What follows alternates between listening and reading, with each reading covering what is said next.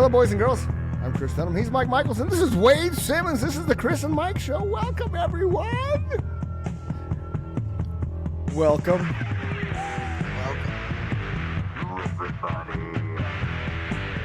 All right, let's just dive right into it. So Wade's here. He's our special guest. Wade and Mike. What part of Illinois are you from, Wade? I'm from Chicago. Is that where you're at right now? I'm currently in Chicago Heights, but born and raised in Chicago. But I kind of grew up in both, so got the best of both worlds. Okay, so and you're in Chicago right now? Chicago Heights. Chicago Heights. Okay, so he's Chicago Heights. Mike down there is in Pontiac, Illinois, and then he actually knows where that's at. We discussed that. Oh, right on. So then the awkward one, I'm in Arizona. Yay me. Okay. But you're from Illinois, so we'll forgive you. Right. Yeah, we still our brothers. That's right, man. We claim our own. We got to suffer here together at one time. Absolutely. So Wade's on the show. I met Wade off of Facebook, a really cool little spot for you podcasters out there. There's a podcasting Facebook page. I think it's just called Podcasters for Facebook or Facebook for Podcasters, one of those two. So we decided to have Wade on the show because Wade has a really cool, I call it life resume, Wade, okay?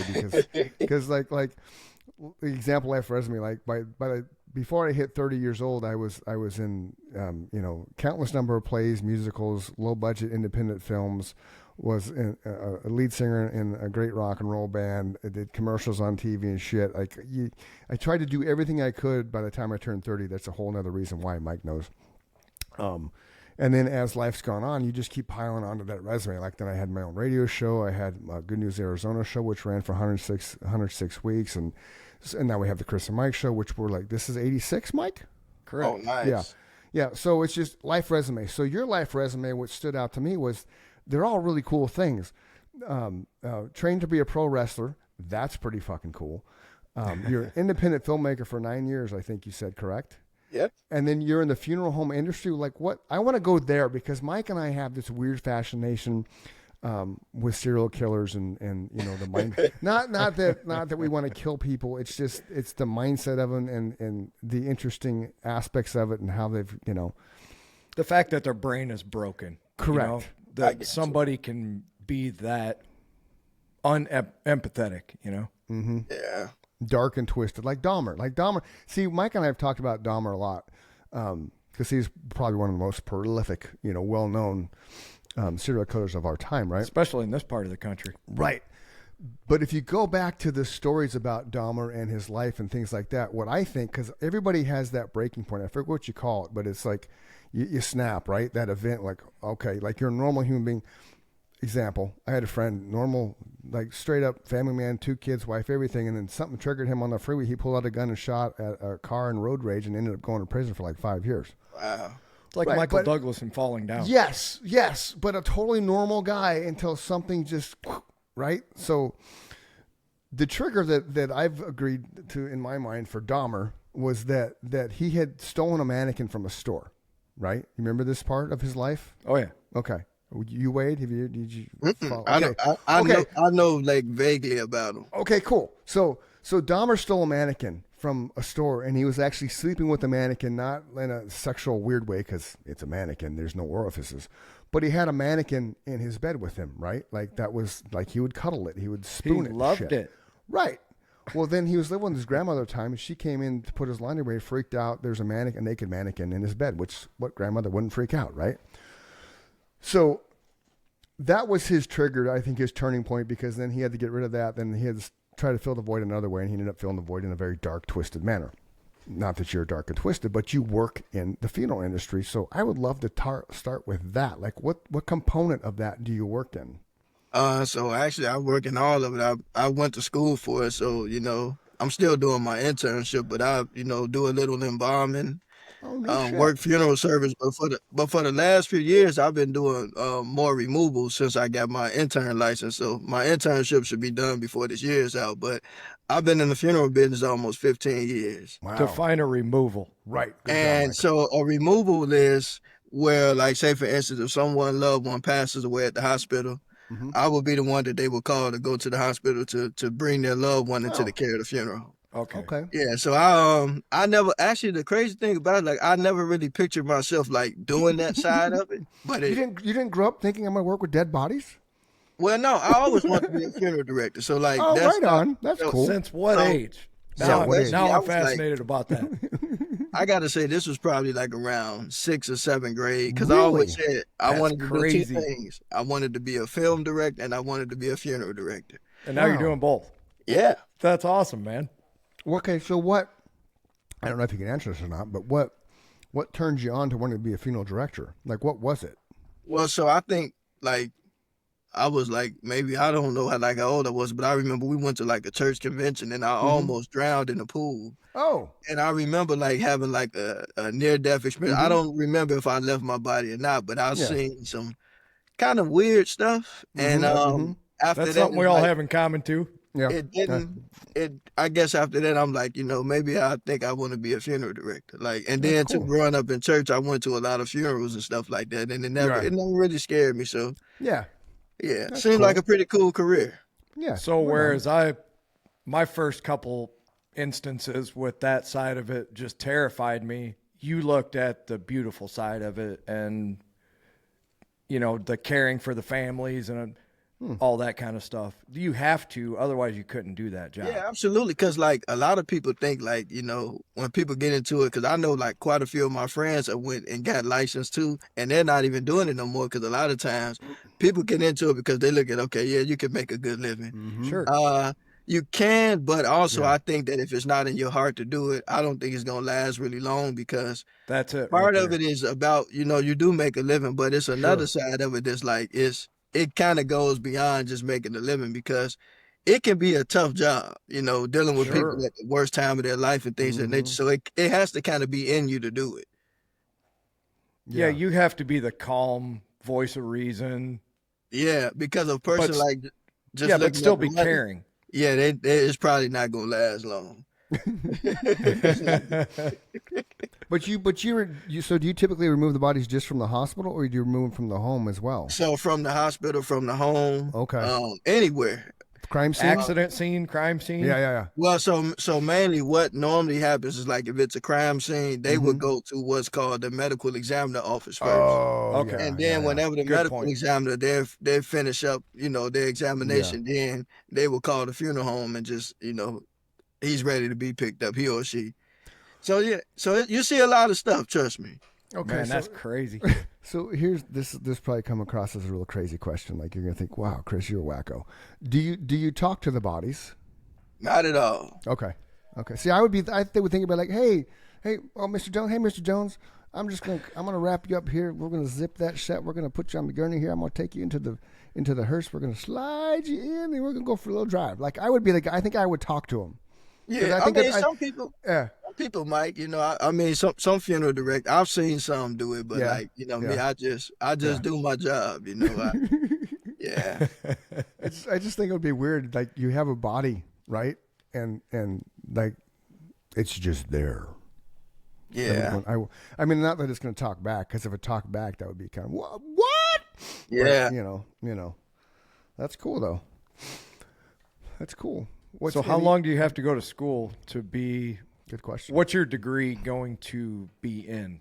So you would have a degree in mortuary science, and they do have like bachelors and associates, but to be honest, and even a diploma. But actually, to be honest with you, the main goal is just to get licensed, because no matter what degree, like a person could get a bachelor's degree or whatever, but if they don't pass the boards, right, you got to be licensed. So I think the more important thing is to focus on getting the license. So yours is a state board license. Yeah, so every state has a different procedure. Like, you got to go to school. Well, I think Colorado, they had it where like if you wanted to be a funeral director, you could just leave right now and just anybody could be one. But what happened was a funeral home down there like messed up real big time with this crematory.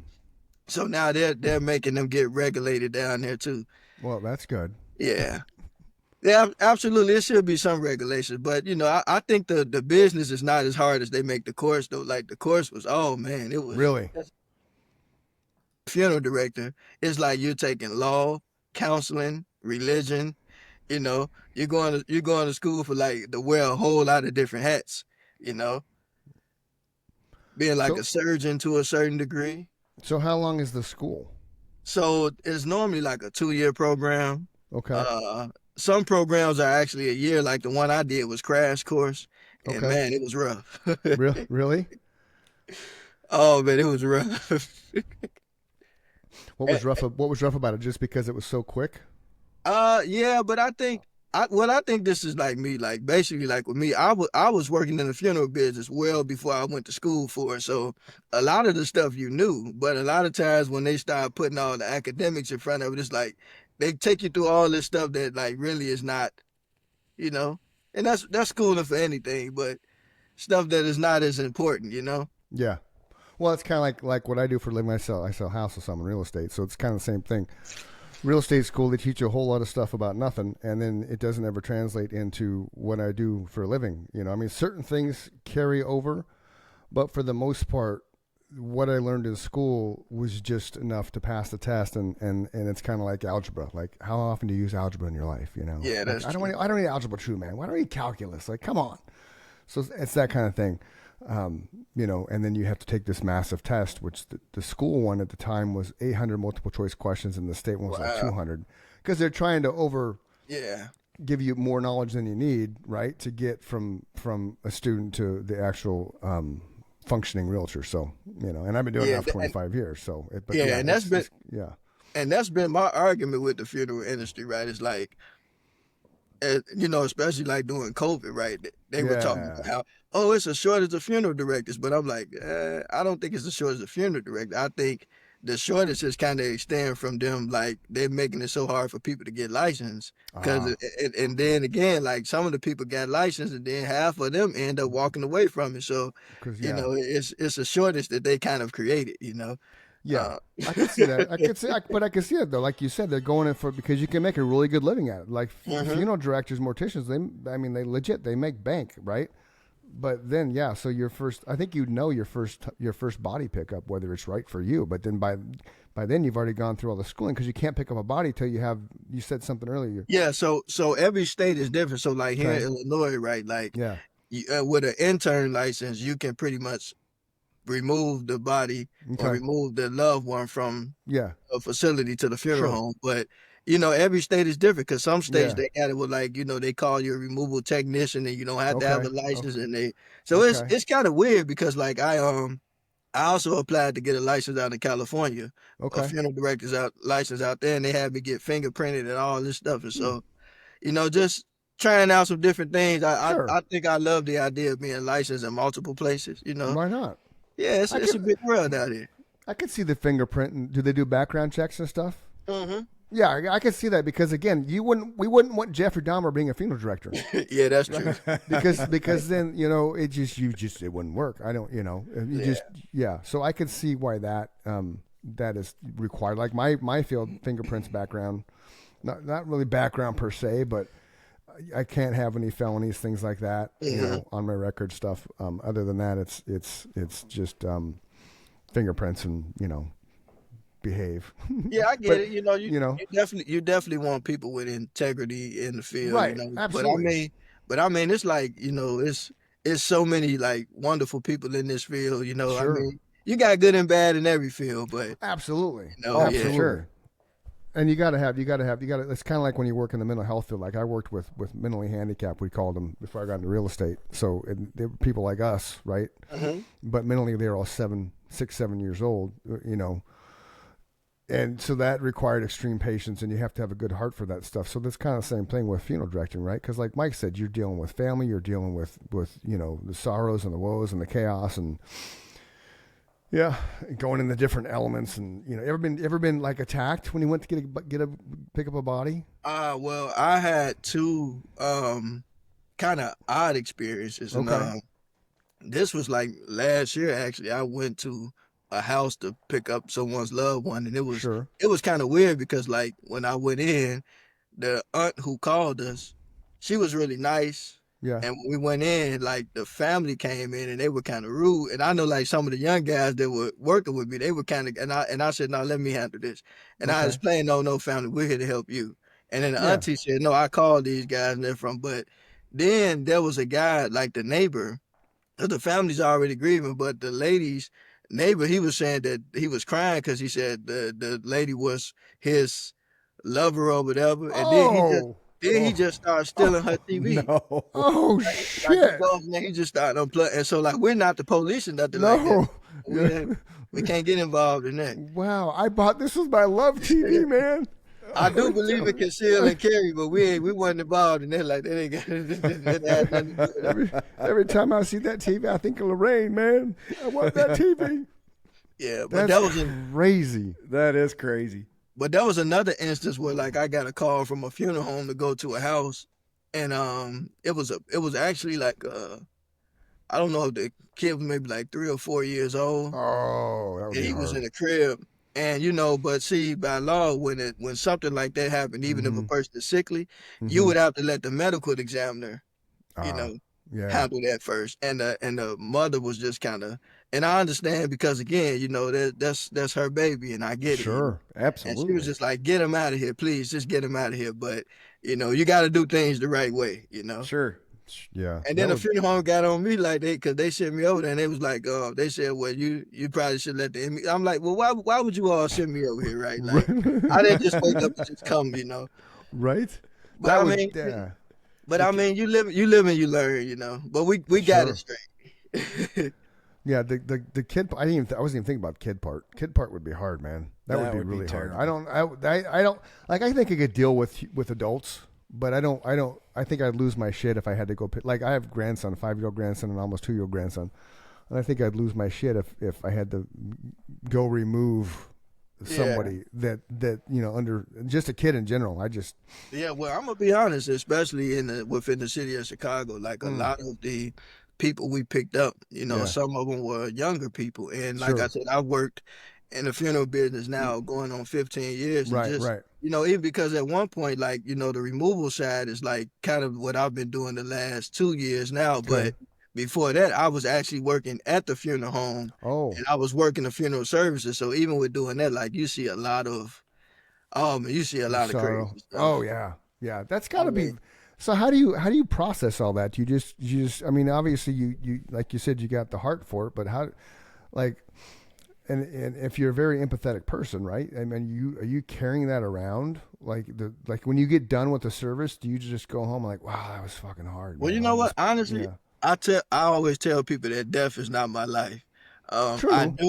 I do it as because it's in my heart and I love what I do. But at the same time, I only use that industry to, fuel my life passion. It's like tomorrow's not promised to anybody. So Agreed. whenever I leave a funeral home, I probably find something that I enjoy doing, and I try to take that as fuel, like to know that okay, whatever I want to do in life, just do it now because like. Working there, you hear and see all kind of stories. Like, I remember now, I kid you not, I'll never forget this. There was a young man, his name was Michael. He was maybe about 40, maybe 50. Okay. And I remember I was talking to this guy. It was his mother's funeral, and I was talking to the guy. And like 3 weeks later, I opened up the casket, and it was him. Oh, shit. And I was like, wow, like I know this guy. Like, I didn't know him very well, but I remembered him. I said, wow. And they said, yeah, like right after his mom's service, he had like a brain aneurysm, Oh, Yeah. That's terrible. Yeah, that's a drag. Yeah, so you see a lot of stuff, man. But I also remember this one particular day, like we did 3 services in a row that wasn't traditional. Like they were all for people who like love blues. So what they did was they brought like a blues band. Nice. That's what And I it would was want. kind of Something like that. that was pretty cool. Yeah, that was pretty cool. Yeah. I think, and Mike and I have talked about this before. We're all terminally ill, like every one of us. Every single person. Once you're born, you're one step closer to the grave, right? That's true.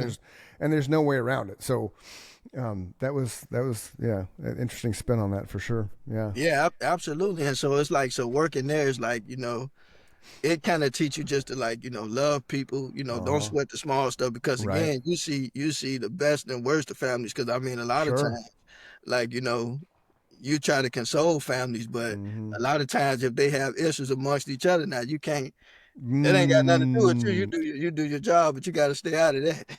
And with all the age differences that you're seeing of people dying, you said it earlier, you really can't sweat the small stuff. And if you want to do something, you got to do it today. Yeah, absolutely. Because I mean, we don't know what our expiration date is. None of us. It's different for everybody, and you see it. Yeah. as a range every day of your career. I remember this, and I'll never forget this. My uncle, I had an uncle that lived in Arizona too, and he actually came up here. He came up here to visit us, and on the day before he was supposed to go home, he just he was at a friend's house, and he just fell out and dropped dead. Wow. And yeah, and it was out of nowhere. And I remember I was sitting right at the funeral home at work. Wow. And I got the call about it. But yeah, so stuff. How old was he? He was like 51. See, that's my age. Yeah. Yeah.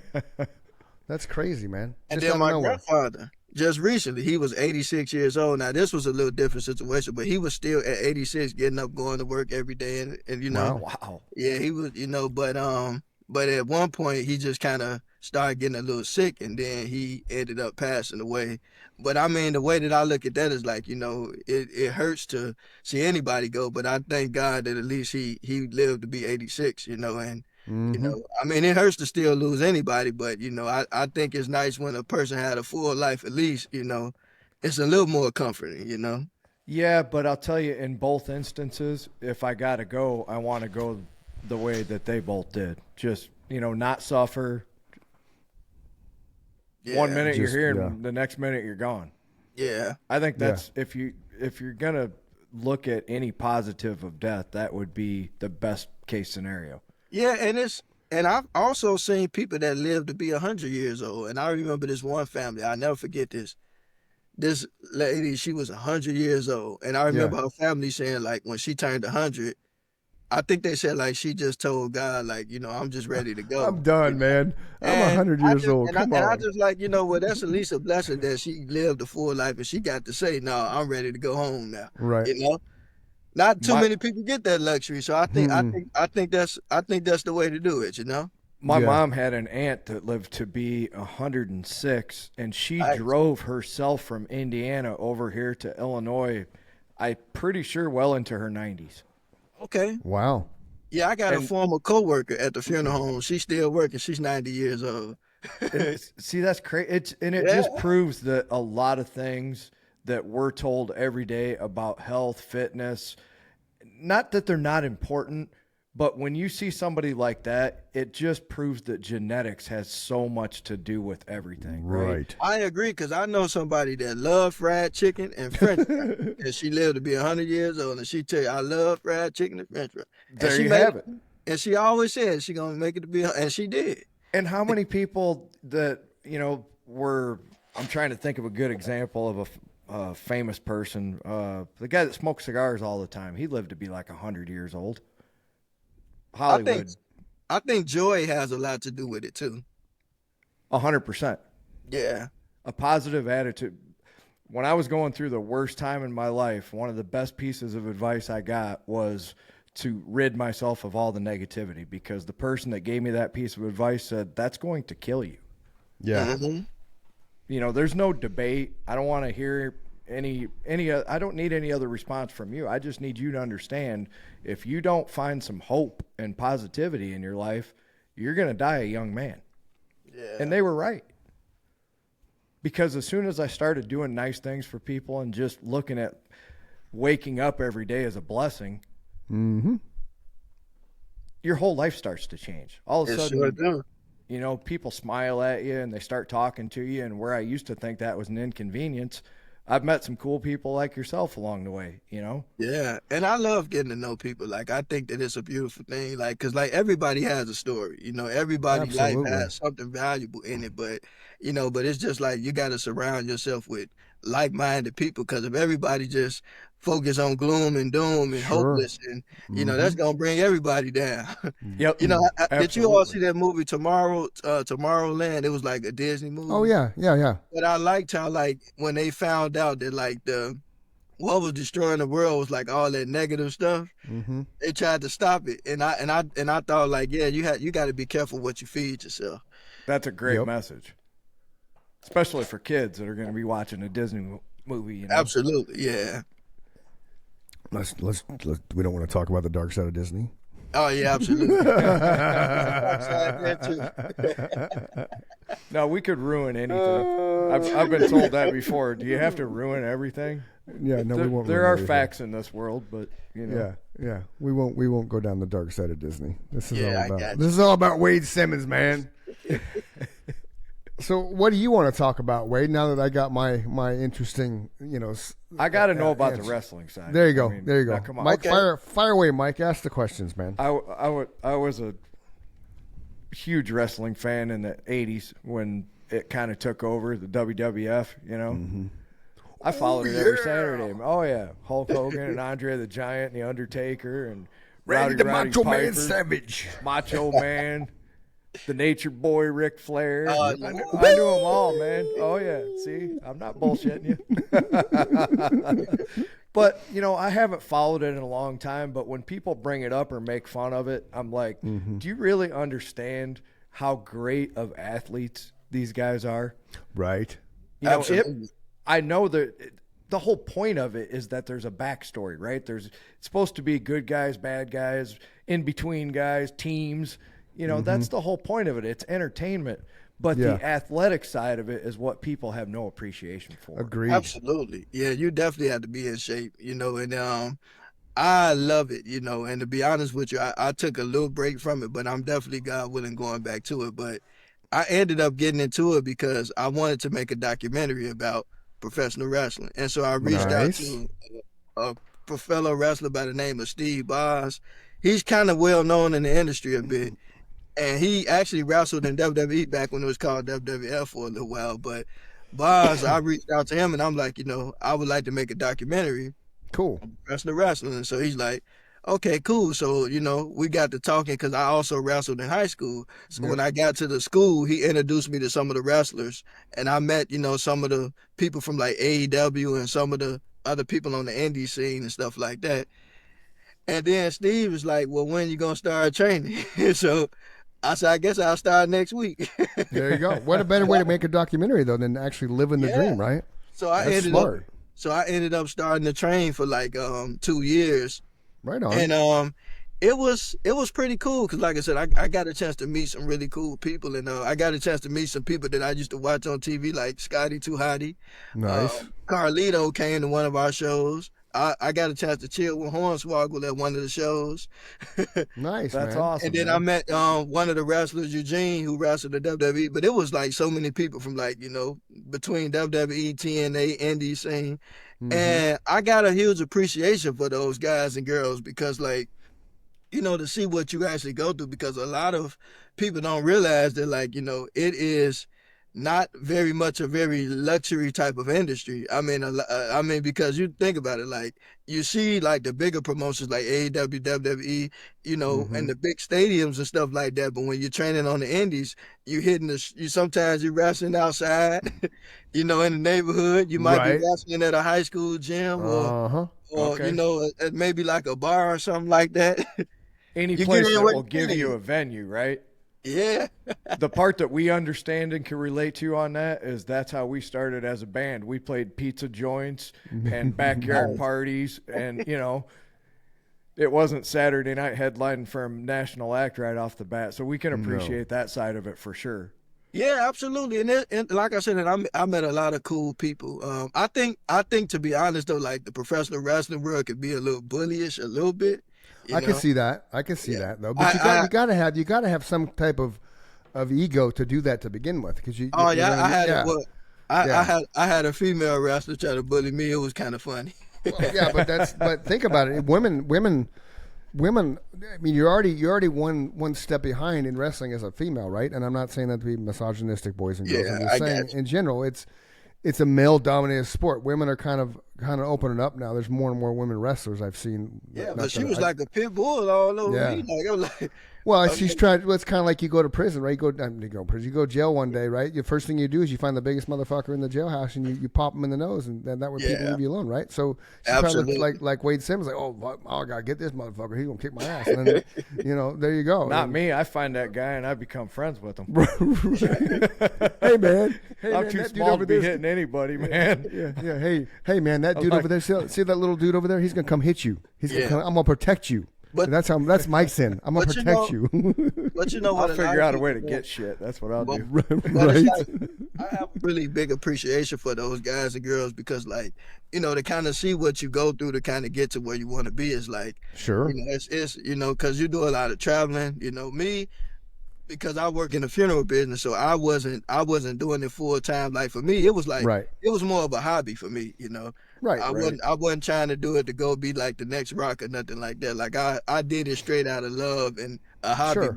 But I do respect those people who are doing it full time. Well, and like you said, you got to see the behind the scenes of what the lower level is and what the next level is up from that, and how the two, you know, just the difference between how much of a struggle it is to get to where that top 10% is or whatever. Absolutely. You know? But you know what? I'm very proud of one of our fellow colleagues, Shelly. She started around the time we did, and like if you look her up now, her name is Bombshell Shelly. Like she's killing the indie scene right now. Like, you know, she's still wrestling here in Illinois, awesome. but she's traveling down to Florida a lot. You know, they have a lot of promotions in Wisconsin and Iowa, and you know, she's doing her thing. So I'm happy to see her win it. You know, for sure. And like I said, him and I can both appreciate that because he wanted to be an author. He became an author. Mm-hmm. He wanted to be the lead singer of a big rock band. He did that. He wanted to make a name for himself in the real estate industry. Everyone in Arizona knows who he is. I don't know if everyone, but you know, your shit's been everywhere for 25 years, man. That's true. That's true. Yeah. Oh, that's amazing, though. It's amazing that you find what you want to do. It's the positivity too. That's why I always compliment him, because it proves that if you spread love and positivity into the world, good things happen to you, right? Mm-hmm. It doesn't seem like it all the time, but if you compare yourself to maybe the next, you know, the person next to you, you're like, I'm doing all right because that person's fucking miserable, you know? Absolutely. Yep. Yeah, real estate seems like it's really cool to get into. It's cool, man, but you wake up every day unemployed. Still have to.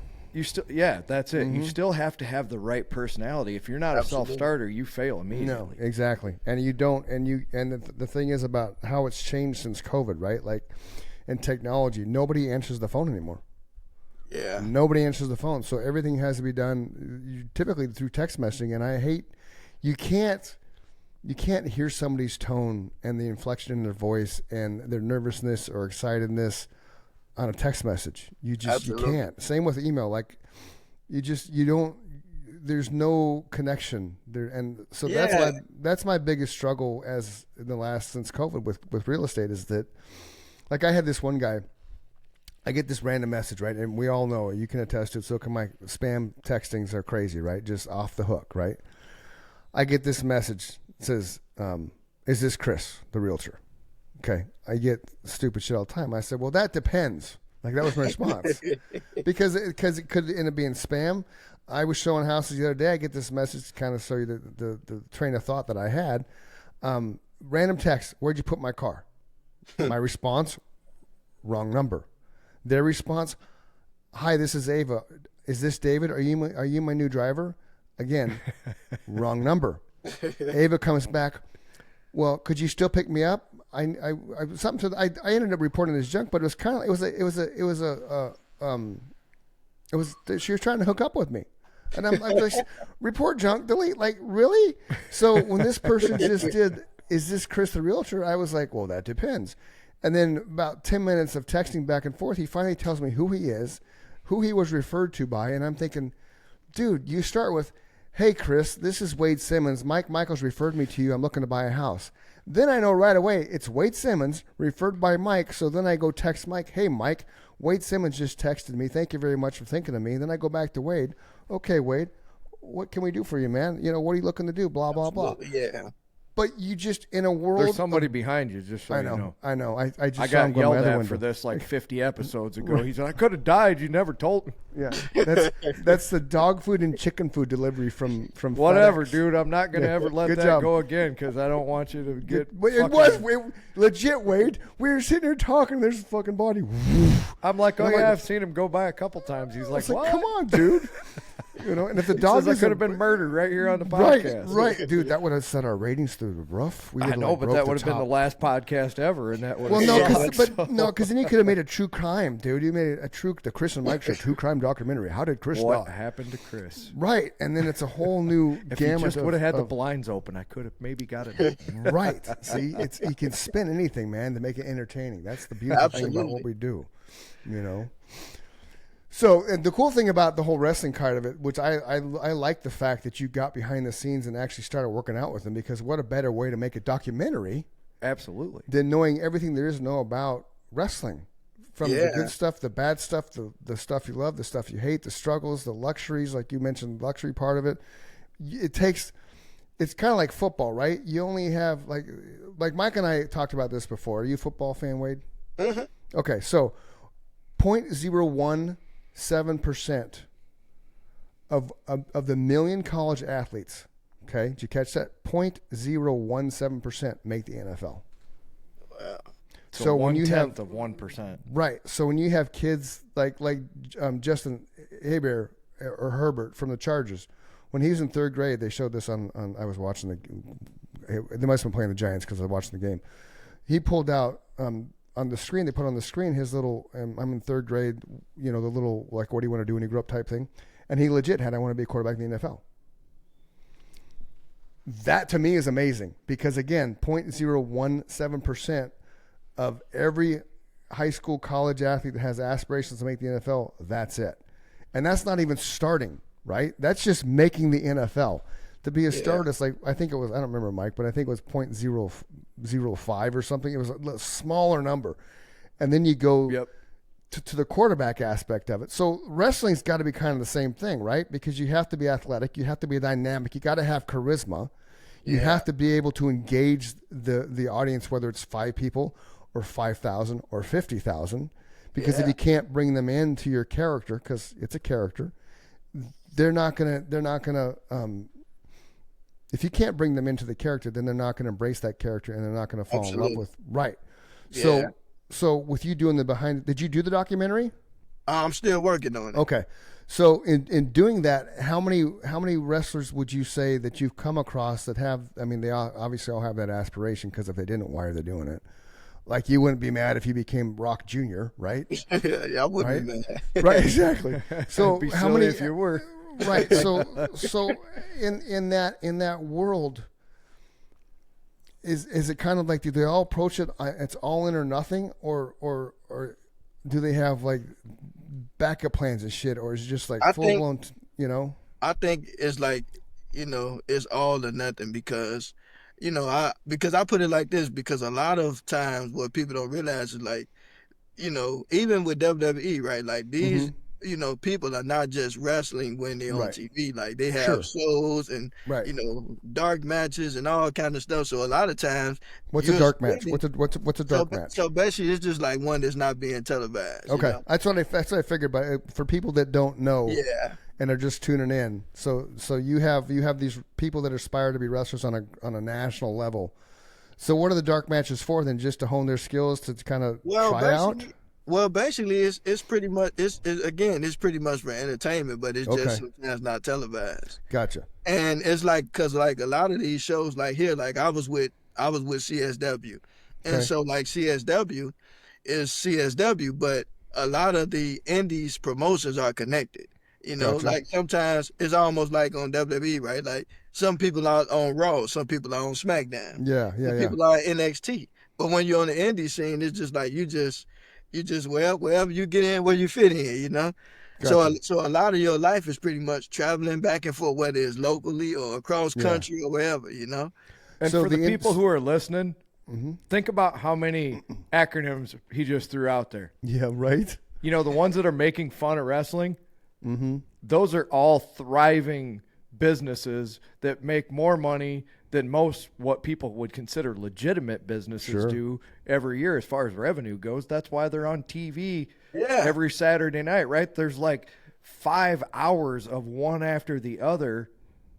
It's got to be popular because it's on Saturday night prime time from like 6 o'clock at night till 11 o'clock at night. And I would every say week.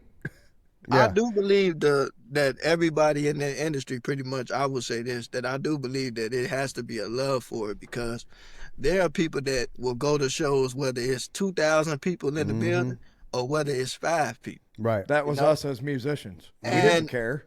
yeah, No. and I We think just wanted to play, man. that's the fun of it. And Yeah. so that's why, like I said, I enjoyed it, and I'm looking forward to getting back into it. Like, I kind of miss it a little bit. What was your character? Did you have a character yet? So yeah, I was going to be a manager, actually, because like I said, Okay. I work in the funeral business, so I need Sure. my back. I need. So you like the honky tonk man? Like, remember back in Yeah, the day, like- the honky tonk man? Yeah, like I think if anything, I was gonna wrestle sometimes, kind of like occasionally, but Yeah. I would have been cool with just managing, because I want my back. Yeah. Yeah, because wrestling is physically taxing for sure. Yeah, absolutely. Because like when we first started training, like one of my friends, he's like my brother Jalen. When we first was training, like maybe like 4 or 5 weeks into it, we were doing one move, right? Where we get tossed to the rope and then we jump over. Okay. And when he came down, he didn't have on his ankle brace. Oh. And he messed up his ankle for a little while. That sucks, because especially with that as a career choice, then you're sidelined, and for an ankle, you're Yeah. sidelined for a long time. And that's my thing. Like, so basically, that's why, like I said, for me, it was a hobby. So like, I'm not, I want So- my neck and my back, so I can't. Do you have a manager name? Yeah, it was gonna be the $1 Million Mortician. I love it. That's awesome, dude. I fucking love that. That's awesome. I gotta try to trademark the name for somebody you else. better Get it, but yeah, you better trademark just that did for right sure, here. man. Yeah. Well, yeah. Once you, yeah, It's documented. sure. But do it. I but got do it documented. I got it documented other places too. But Good. I may be making a debut soon, because also what ended up happening, right? I had got married back in 2023, and my Congratulations. wife's family. Yeah, thank you. My wife is from Missouri, and they kept telling me, we got a cousin in wrestling. Like, you ought to meet her. You ought to meet her. And Yeah. they said, what is her name? They couldn't think of her, but I ended up finding out their cousin was Big Swole, and she wrestled in AEW, and her husband was in WWE for a little while. I think he's in AEW too now. But I'm like, okay, now I got some family in the business, so that's pretty cool. That's cool. awesome, man. That's cool. It's not going to help you get anywhere in it, though, right? Because Well, but this is my thing. Like, one thing about me is, even if I do have connections, I don't never want to be like, because I know this person or anything. Like, I know in the real world, that is how people get off connection. But to me, I'm not as focused on like trying to get to a certain place. I just want to have fun with what I do.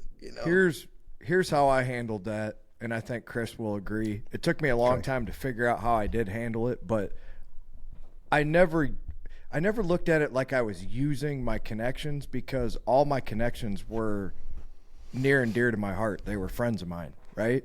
Okay. Like, Chris and I have talked for 27 years probably.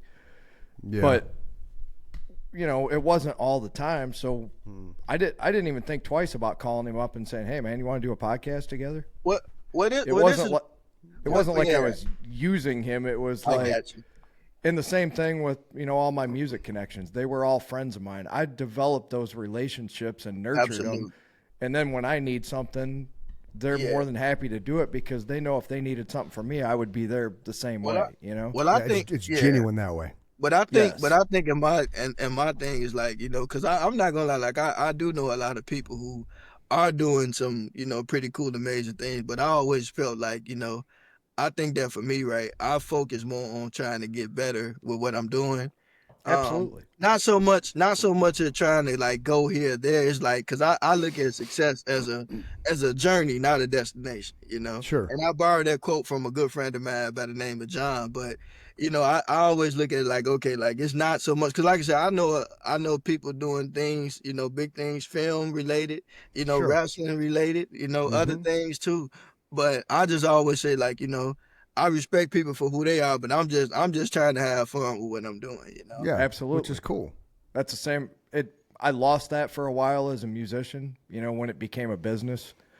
But I learned to appreciate picking up the guitar like the first time every time again somewhere along the way, and I've never lost that again. So when someone is, I just had a good friend of mine stop by the other day, and he had never seen me play. And you see somebody's eyes get as big around as silver dollars, you know, and you get done, they're like, wow, man, I knew you could play, but I've never seen it, you know? Yeah, see, I just got chills when you said that because I lived that because we would be writing songs and shit, and then he would come up with a solo, and I don't play. I mean, back in the day, you see it on someone's face. Yeah, you do. You that's, yeah. It's a magical moment when somebody does something that you hope they could do, and then they pull it off. You're like, damn. Yeah. But what I was gonna say is at the end of that, now I've learned to say, I've been doing this since I was 10 years old. So if I still sucked, I would be disappointed on a level you can't even imagine. So as much as you're fascinated, I would be equally disappointed if I was still bad at 51 years old after I've been doing it for 41 years, you know? Uh-huh. Yep. But I do appreciate the fact that what I think is good is really good, because that's the other thing is I don't know anymore because I'm so close to it that I need somebody who hasn't heard it in a long time to be fascinated by it, to realize that what I think is good is still good. That's another valid point, right? Yeah, I agree. Yep. Yeah, but it's, I can say, but it's fun making connections and meeting people. But like I said, I like, I just like to have fun with what I do because I feel like everybody, no matter where you are, no matter whether you are, doing things on a big scale or small scale, it's, put it like this, it's just about enjoying what you do, Yeah. Yep. and doing it from the heart and like really being packed. Because like I said, there are people, because you think about that, entertainers, actors, even wrestlers who they made it to a certain level or whatever, then they like, I don't know if I want to do this no more. You know? Mm-hmm. It happens. I went through that phase too. Yeah, it happens. And luckily I had people around me who, I can remember one night a good friend of mine saying, whatever you do, I know you're going through a bad time, but whatever you do, please don't quit playing because the world needs what you have to offer. And I never forgot that night. I don't really talk to that person anymore, but if they ever listen to this, I paid attention, Yeah. But I learned that it's my gift, and it's my gift to share with the world, but it's also my gift to enjoy for myself, right? And it has to start there. They always say you can't make anybody else happy until you're happy yourself. And it sounds corny, but it's so true. You have to be a little bit selfish, because if you're not on top of your game, how do you expect to help somebody else get on top of theirs, right? Yeah, that's true. Yeah. I agree with that 100%. 100%, man. Yeah, but so that's how far are you into making this documentary? So I still got quite a ways to go, but I have done some interviews already. I think I'm gonna redo my interview, but I have interviewed like some other wrestlers, like a friend of mine, Vinny in Tennessee. He's been in the business a very long time. And then I got, there's another guy he's a ring announcer, and his name happens to be Wade too. And I interviewed him, so that was pretty cool. So yes, we're still working on it. And then my friend Levi, he's also a fellow manager, so we interviewed him. So we still got a few more to interview. That's cool. People don't realize how long it takes to make a documentary, because you just mentioned one thing. You have to find everybody that you want to put in there and then piece all that together. It's not like making a movie where you can actually shoot. Well, you can shoot your stuff out of sequence too, but there's a lot more sequences to put together because a documentary is full of interviews. You got tons and tons of B-roll too. You got all the absolutely, because it's boring yourself. You're just doing this for 90 minutes, right? And just, I mean, it'd be entertaining to a certain extent, right? But you got to have, like, there's that Vince McMahon one that's on Netflix. I didn't watch it all. I watched, I think, 1 or 2 episodes. But there's so much B-roll and content going on as they have conversations and talk that kind of keeps you engaged, right? Because absolutely, we all know that the lifespan of a human is less than a goldfish. So you have to have stuff that the attention span. Right. We've had this is a trip, Wade. We've had shorts that we've thrown up on YouTube and Facebook that are less than 13 seconds. They get more views than anything that's like 30 seconds. Yeah. Which, like, really? I mean, imagine trying to condense something significant into, 15 seconds or less. He knows I'm all about analytics. And one thing that I learned after what we've been doing this a year and a half, almost 2 years, is people's attention span is somewhere between 3 and 7 seconds. It's crazy. Yeah, that's true. That's it. So you got to hook them. You got to hook them. If you don't catch them in that first 3 or 7 seconds, they're never going to watch the rest of your clip. They taught us that in film school too, because like when they were talking about writing the script, they like your first 3 pages should really hook whoever's reading your script, because like after that they probably gonna stop reading. I would agree with that. Yeah, I agree with that too, because there's movies that Nikki and I watch and we'll be 5 minutes into it like, what the fuck is this, man? Like and if you're gonna be the guy who's gonna I'll use America Kingstown as an example. That built over time, but Taylor Sheridan is a fucking genius when it comes to telling a backstory. You have to be that good to suck somebody in to go, okay, I'll give it one more episode. Then I'll give it one more episode.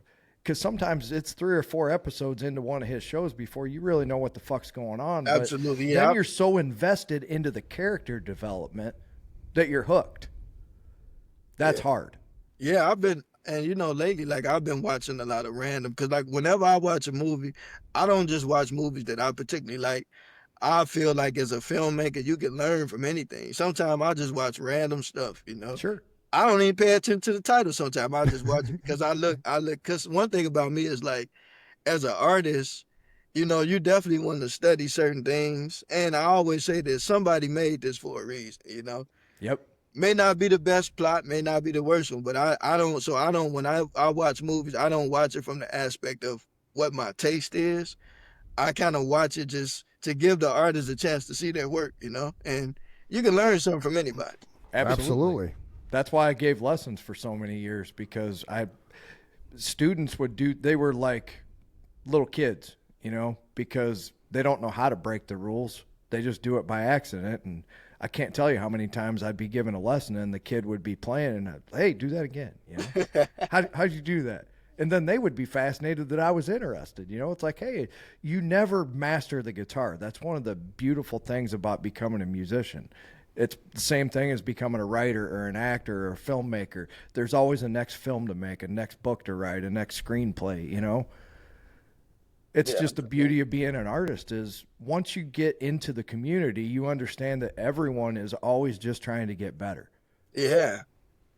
And I really love that, and that's like one of my favorite things is being an artist, because like I would tell anybody that from me spending, and especially like I worked in one funeral home for 13 years, and I did it full time, and in between that time I would do my films kind of on the side, and then I started like what.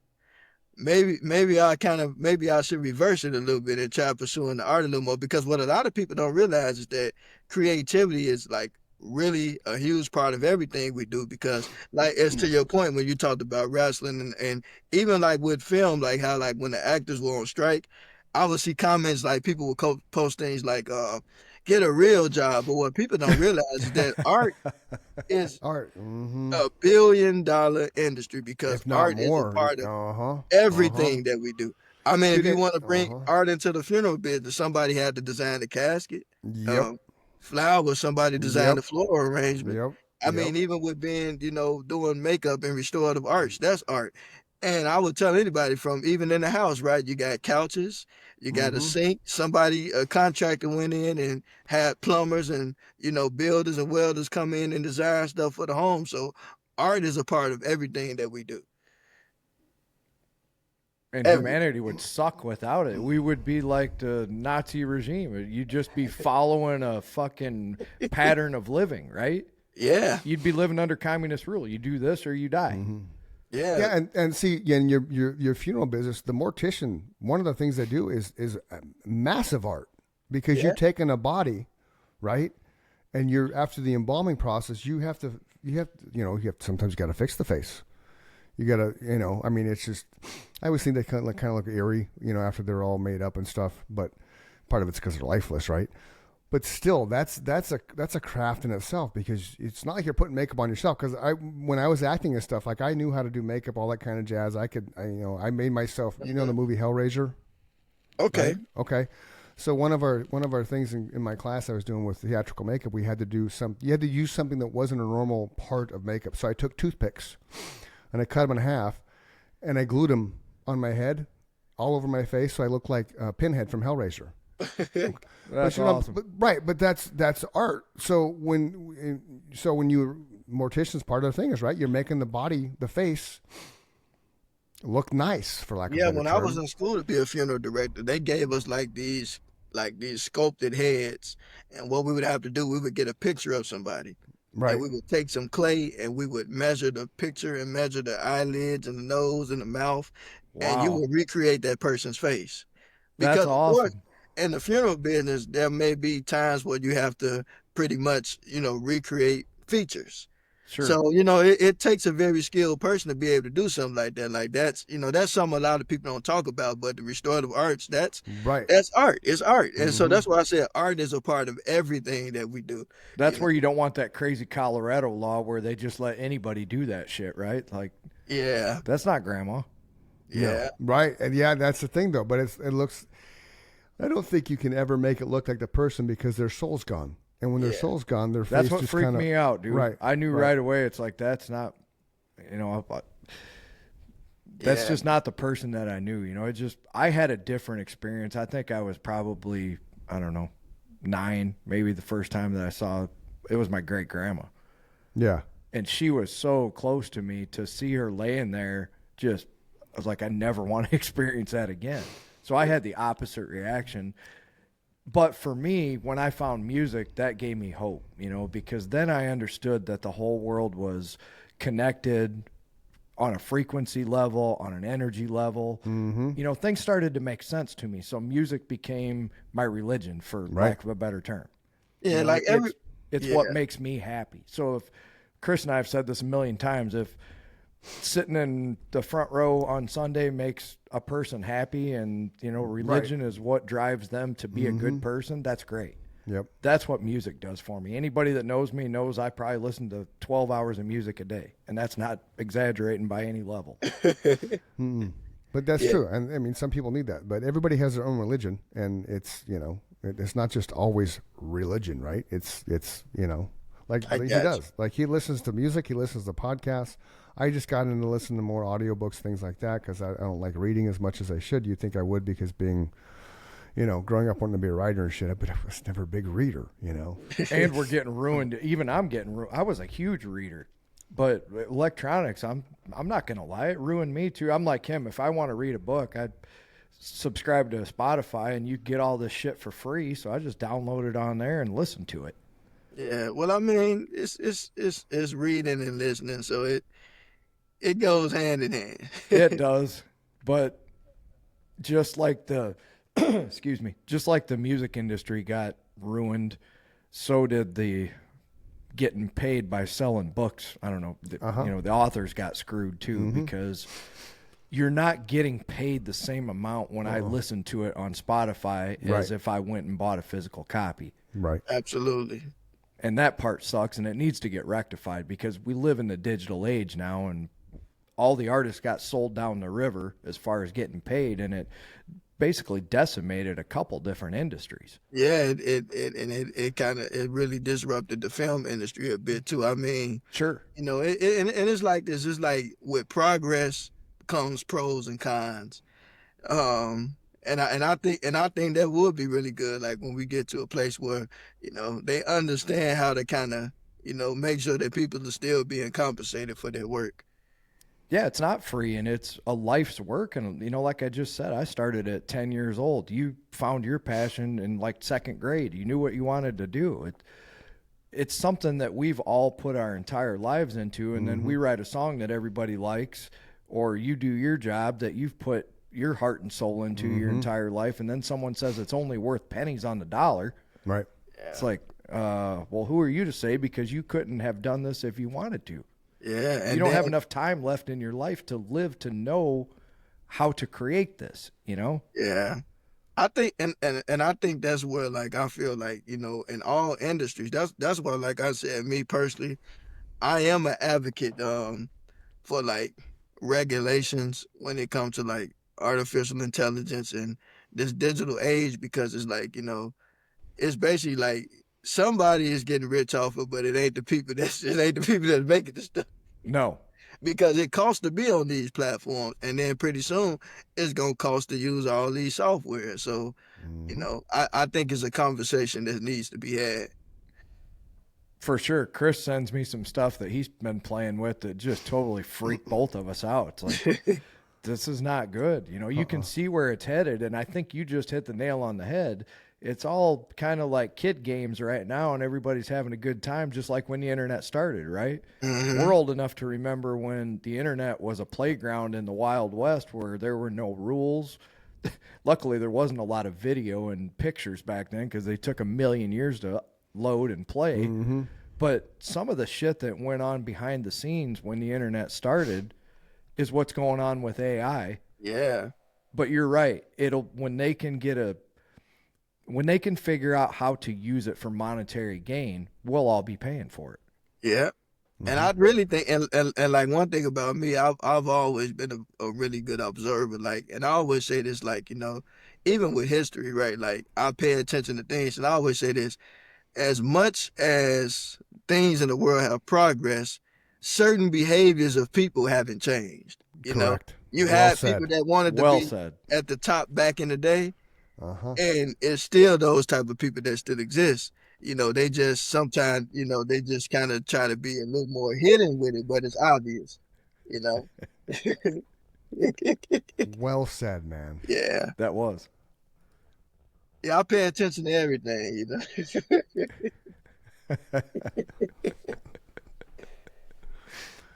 Because even like when you think about, because I got one friend, he says this all the time, like when he talks to me all the time, he said, like, man, Hollywood is just, and I said, no, Hollywood is not messed up. Hollywood is just becoming something different, because even like Tubi, we know Tubi is owned by Fox. So it's like, and then Fox is owned by Disney. So it's like, all of these entities are still at the top of their game. They're just finding a way to get more for less, Hollywood's a vehicle. That's all it is. Hollywood's just a vehicle. It's just a matter of how you use that vehicle. Some people went on Harvey Weinstein's couch.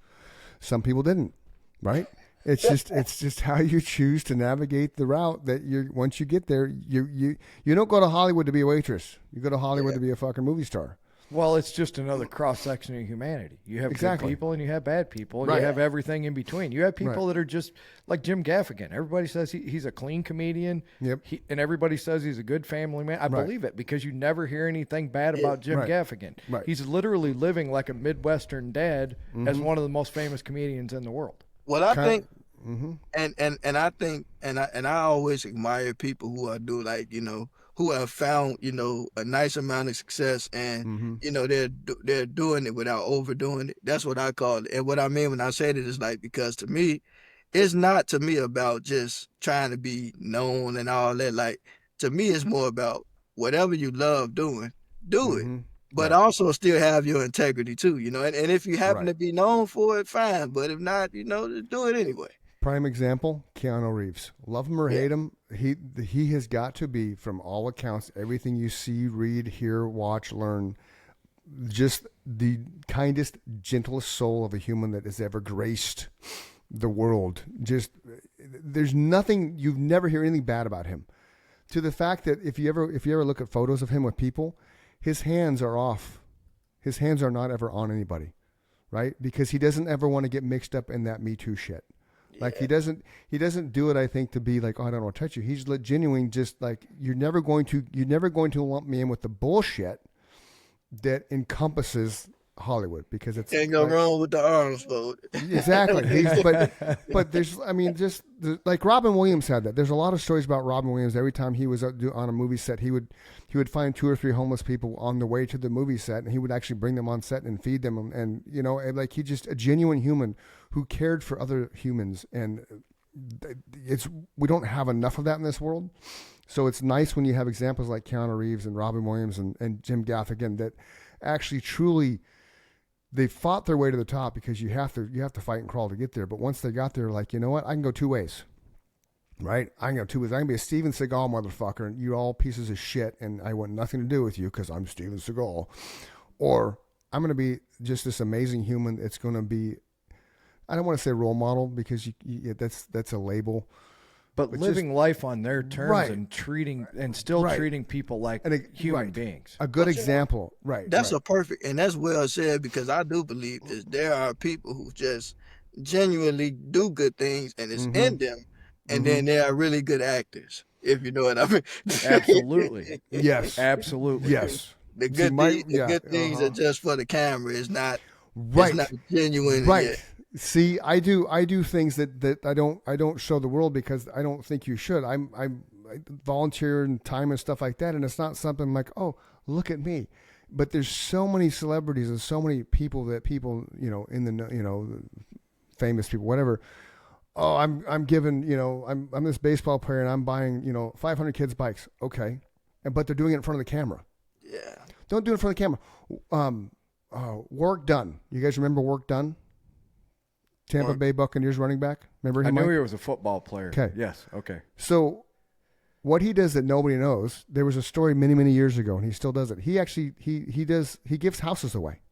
Oh, wow. Like he meets underprivileged families, and ironically enough, Deshaun Watson, the asshole quarterback for the Browns now, who came from Houston, who had 57 some odd sexual assault cases brought against him. Okay.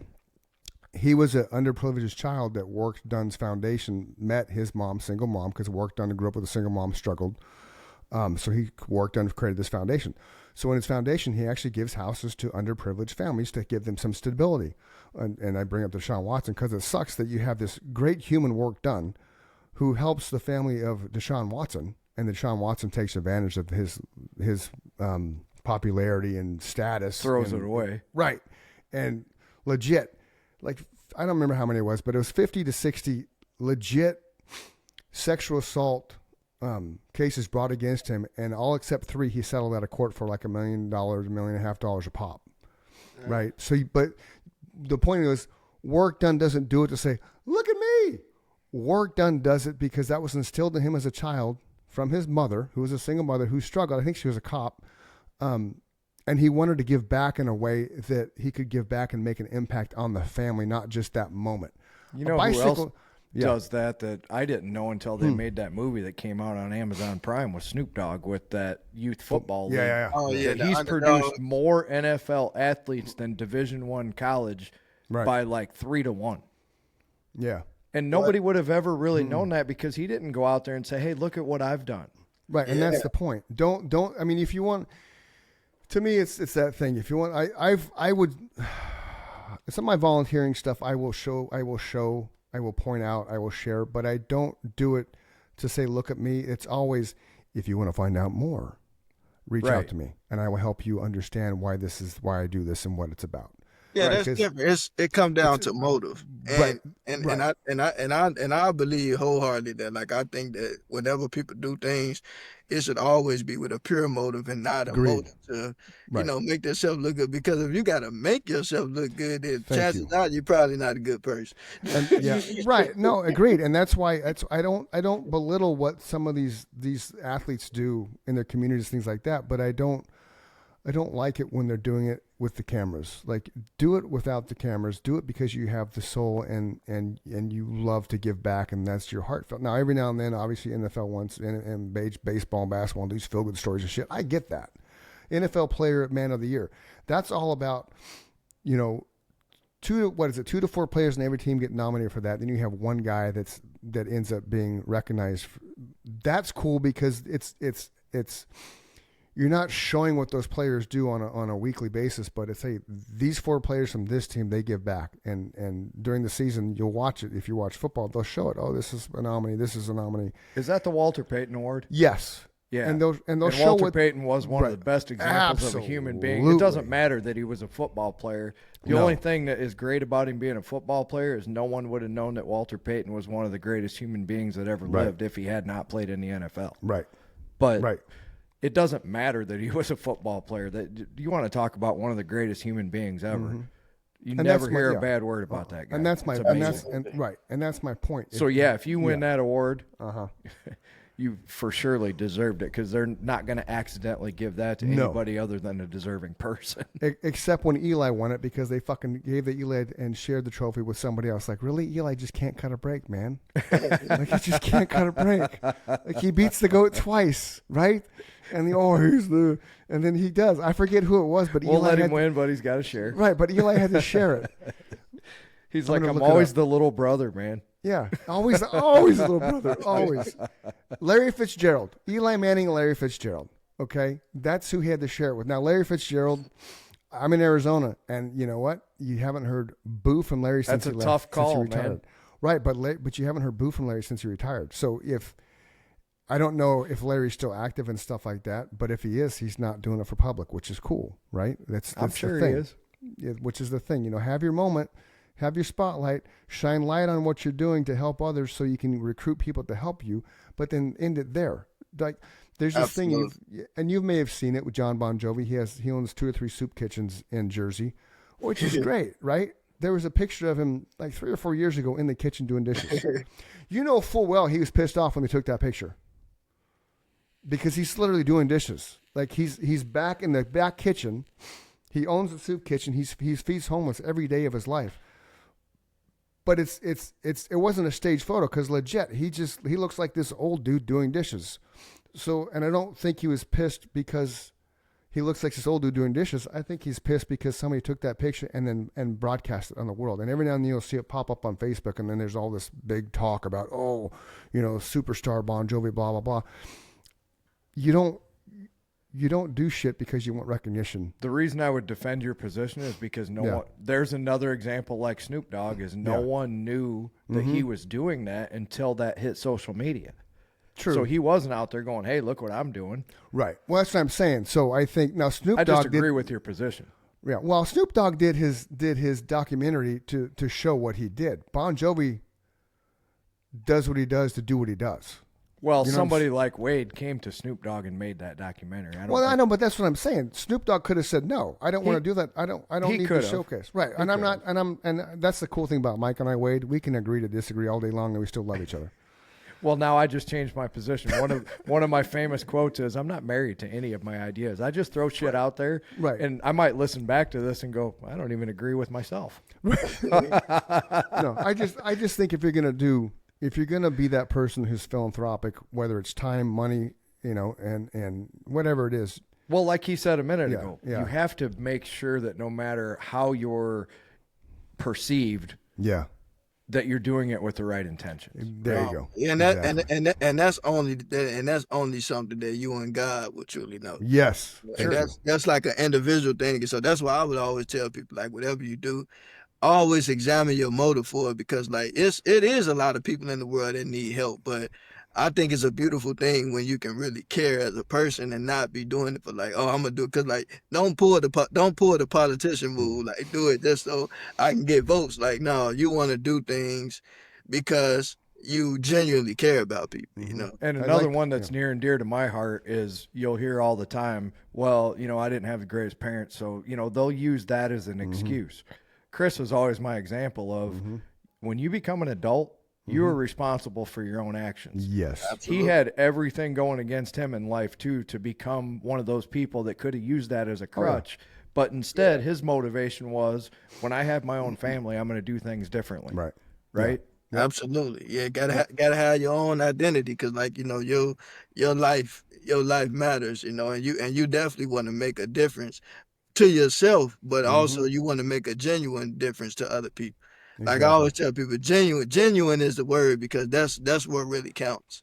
But I also hate the pull yourself up by your bootstraps fucking innuendos, because when you're that far down, I'll tell you what, I actually get angry because everyone wants to give me money now, right? Because I got my shit together, I have a good credit score, I save money, blah, blah, blah. I did things the right way this time around. Right. But about half of them that call me, I'm like, where were you motherfuckers when I was starving to death? Yeah. No, I don't want your money, and I don't need your money, and that's why you're calling me, because I'm a low-risk case, right? Mm-hmm. I'm on Team People, man. So, like, the whole way that our mindset is about humanity is just backwards. We reward the people who are already successful, and we punish the people who are trying to get back on top. That's right?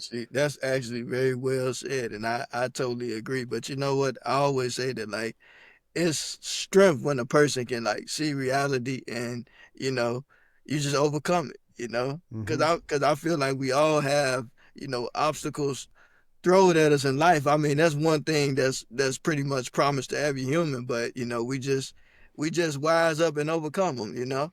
Yep. Yep. And you know what? I'm going to stop us right there because that's a great way to wrap this show up today. Mike and I are all about, don't let the bad days win. Somebody loves you regardless of what you think. I love this conversation with you, Wade. We're going to have you back on because we got to talk about your independent filmmaking more next time you come on. But yeah, I just think this is a good place to stop the show, right? I mean, it's just, I don't know where we can go from there because we all have the same kind of mindset. We all believe in the humanity of humans and the love that we have to share and give. And I just think that's a great positive way to wrap this thing up for Wade's first stint on the Chris and Mike Show. And then we're gonna have you back on, man. It was super great to meet you, brother. You too. And I'll just leave everybody with this. Life isn't always fair, but it is what we make it. Absolutely. See, he was meant to come on our show, man. I love it. That's a great tagline. Yeah, man. Yeah. Mike and I close this thing out all the time. Don't let the bad days win because the world is so hurtful and angry now that the suicides and all that kind of stuff and the drug abuse and just somebody loves you. If you're feeling bad, reach out to one of us. We're happy to talk to you. I'm 20 years sober, alcoholic. Mike's been years and years in recovery. We don't really know what his actual day is or his year because somewhere in 2008. Yeah. So just be mindful of that. If you want to find anything that Wade's done, Wade, give yourself a shout out. Where can people find your stuff that you're doing? Well, if you want to reach out for a conversation, you can find me on Instagram, Wade Jedi 99, always on the light side of the force, baby. But also you can reach me on Facebook, Wade Simmons. And then if you want to check out my film work, it's Wade Filmmaker 777 on Vimeo. I got more work coming soon. So did you follow us on our Facebook page and our Instagram page? I am going to follow you. Yeah, that way I'll be able to keep because I'll answer if you. Get a hold of me through Instagram, I'll answer there too. I got a few people I'm talking to on there. I'm just now starting to use Instagram more. I had it for a while, but I barely used it. But that's cool. I mean it but one thing about me, I don't overly post. We don't either. I do believe in promoting, but it's it's other talented people in the world. Spend your time where you want, but whenever I feel inspired to share something, I will. I'll give you this one tip. Do post at least one reel every day on Instagram. Okay. Regardless if it's 10 seconds of you going to pick up a body or if it's 10 seconds of you getting dressed for a funeral service, regardless of what it is, because people want to see you as a human because that opens that door and then they're going to funnel into your life and what you're doing with the wrestling, with the filmmaking and the funeral services. Because if you only post, say, once every 3 or 4 weeks, you're not going to get the interaction you're going to want because where you want to go in your life, you want to have some sort of following, right? So you grow it organic like we're doing. Like Mike and I, we've done a couple little ads here and there with this show, but everything else is done organically.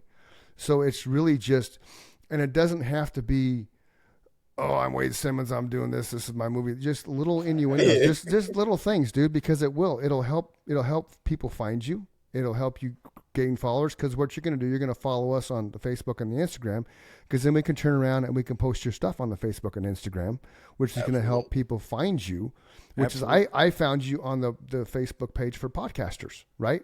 So had you not been on there, you wouldn't be here with us right now. No, it's been a great community. I really, that's so cool. I'm glad I invited Chris because Chris is good at making those upfront connections. That's what he does every day. You know what? Yeah. You know what's funny? So many great things have came from me podcasting. And I mean, I'm very thankful to everybody who allowed me to come on their platform. Yeah. This has been a blast, dude. Yeah. It's nice connecting with people because we're all alike in a lot of more ways than we think. And When I asked him to do it, this was my dream, was to be able to just talk to interesting people about what makes them tick, right? Yeah. So we got to hear about your passions. Come on the next time, we'll talk about another one of your passions. I love people who are living their own dream at whatever level, you know? Yes. Success is being happy what you're with what you're doing. Yep. And then when you come back, and not only are we going to talk about your filmmaking, we're going to talk about the near-death experience, because Mike and I both have had those. Oh, yeah. Ooh. Yeah. See, that's a teaser. See you later, everybody. This is Chris and Mike Show. I'm Chris Dunham. He's Mike Michaels. That's Wade Simmons, filmmaker, funeral director, and potential pro wrestler. Thanks for tuning in, ladies and gentlemen. Peace. Until next time, see ya.